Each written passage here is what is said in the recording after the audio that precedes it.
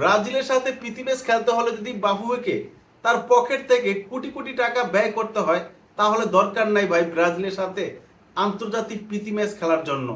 এখন অনেকে আমাকে এসে গালাগালি করবেন, অনেকে আমাকে বলবেন যে ফুটবলের আমি বুঝি না। ঠিক আছে ভাই, আপনার কথা রাইট যে আমি ফুটবলের বুঝি না, কিন্তু আমি এটা বলতে চাইতেছি জোর গলায় যে ব্রাজিলের সাথে একটা প্রীতি ম্যাচ খেললে কি বাংলাদেশের ফুটবলের কালচার, ফুটবলের যে ভবিষ্যৎ কি এটা অনেক উপরে চলে যাবে?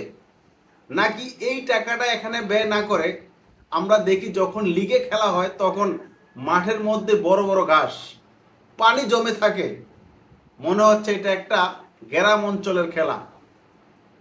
সেগুলোর দিকে নজর দেওয়া উচিত, সেই মাঠগুলোর দিকে নজর দেওয়া উচিত।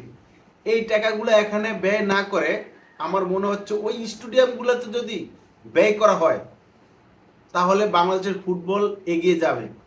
কারণ ঘরোয়া লিগে যখন মাঠগুলো ভালো থাকবে, খেলোয়াড়রা সেই ভালো মাঠে খেলে মানে অভ্যস্ত থাকবে, তখন তারা ফুল রিদমটা পাবে, অন্তত পক্ষে আমি মনে করতেছি।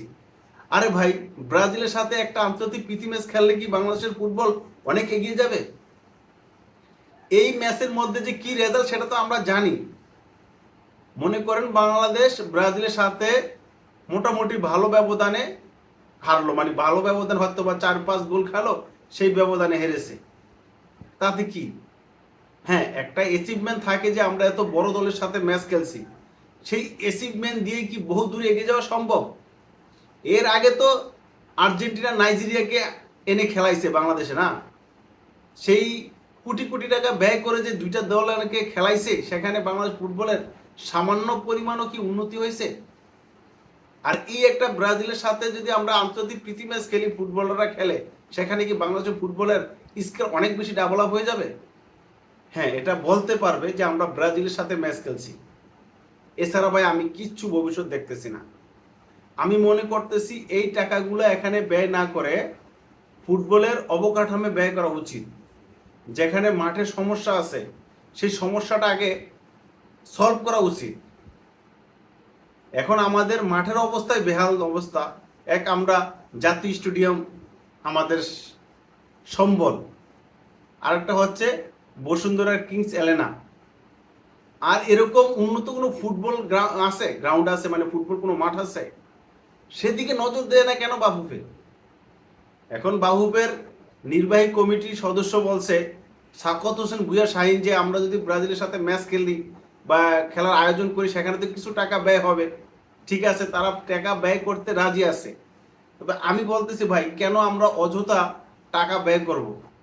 ব্রাজিল ফায়দা নিতে চাইতেছে, যতই বলুক তাদের ফ্যান পেজ আছে বাংলাদেশে, এক ডিলে দুই পাখি মারতে চাইতেছে। তারা ভারতের সাথে ম্যাচ খেলতেছে, এখন চিন্তা করছে ঠিক আছে বাংলাদেশে তো তাদের ফ্যান প্লেস বেশি আছে, আর বাংলাদেশে আগ্রহ বসে রয়েছে যে আমরা যদি ব্রাজিলের সাথে একটা ম্যাচ খেলতে পারি, সেই ক্ষেত্রে একটা চান্স নিয়ে দেখি। সেই চান্সটা কাজে লাগাইতে চাইতেছে, মানে তারা এখান থেকে অর্থ লুপে নিতে চাইতেছে, অন্ততপক্ষে আমার মনে হইতেছে। আমি আবারও বলতেছি, আমার এই কথার সাথে অনেকে দ্বিমত পোষণ করবেন এখন, বা অনেকে আমাকে গালাগালিও করতে পারেন, বা অনেকে বলতে পারেন যে ভাই আপনি তো ফুটবল সম্বন্ধে বোঝেন না, বা কে আপনি, হুইজ জাকারিয়া, এরকম প্রশ্ন করতে পারেন। ভাই আপনি করেন, কোনো সমস্যা নেই। তবে আমার কথা হচ্ছে, যদি আমরা ব্রাজিলের সাথে প্রীতি ম্যাচ খেলার জন্য যদি বাংলাদেশের ফুটবলের উন্নতি হয় তাহলে ভাই কোনো সমস্যা নাই। তবে সেই রেজাল্টটা যেন আমরা পরবর্তী ম্যাচে পাই, বা আমরা যেন এই যে 2030 বিশ্বকাপ যেটা আছে সেখানে যেন আমরা কোয়ালিফাই করতে পারি, তাহলে ভাই কোনো সমস্যা নাই। তাহলে আরো কোটি টাকা ব্যয় হোক, কোনো সমস্যা নাই। কিন্তু প্রশ্ন হচ্ছে, ব্রাজিলের সাথে একটা ম্যাচ খেলার পরে যদি বাংলাদেশের ফুটবল এই আগের জায়গায় থাকে, যতটুকু আমরা বর্তমানে আশা করতেছি যে বাংলাদেশ ফুটবলের যেই অরিজিন খেলোয়াড়গুলো আছে সবার সম্মিলিত একটা সুন্দর দল হইতেছে, এই দলটা বর্তমানে যে আসিয়ান কাপ খেলবে সেখানে ভালো খেলবে এবং ডমিনেট করে ম্যাচ খেলবে, এবং পরবর্তীতে সাব চ্যাম্পিয়নশিপ সেখানে বাংলাদেশ দল চ্যাম্পিয়ন হবে, এগুলো তো আমরা মাথায় রাখতেছি যে এগুলো আমাদের প্রাপ্য। কিন্তু যদি ব্রাজিলের সাথে ম্যাচ খেলার পরের থেকে আমরা এই লেভেলগুলো পার হয়ে আরো উপরে যেতে পারি, তাহলে বুঝবো যে আমাদের ফুটবলে উন্নতি হয়েছে ব্রাজিলের সাথে এই ম্যাচটা খেলার পর থেকে। এখন আসিয়ান কাপ তো আগে হবে, 24 সেপ্টেম্বর থেকে 4 অক্টোবর পর্যন্ত আসিয়ান কাপ চলবে। আর ব্রাজিল চাইতেছে যে 5 বা 6 তারিখে মানে বাংলাদেশের সাথে একটা প্রীতি ম্যাচ খেলার জন্য। আমি যতটুকু ঘাটাঘাটি করে জানতে পারলাম যে ব্রাজিল ভার্সেস বাংলাদেশ প্রীতি ম্যাচ নিয়ে যতটুকু ব্যয় হওয়ার সম্ভাবনা রয়েছে, তারা যে যে শর্ত দিয়েছে সেই শর্তের মধ্যে আমি 2টা কনফার্ম হয়েছি।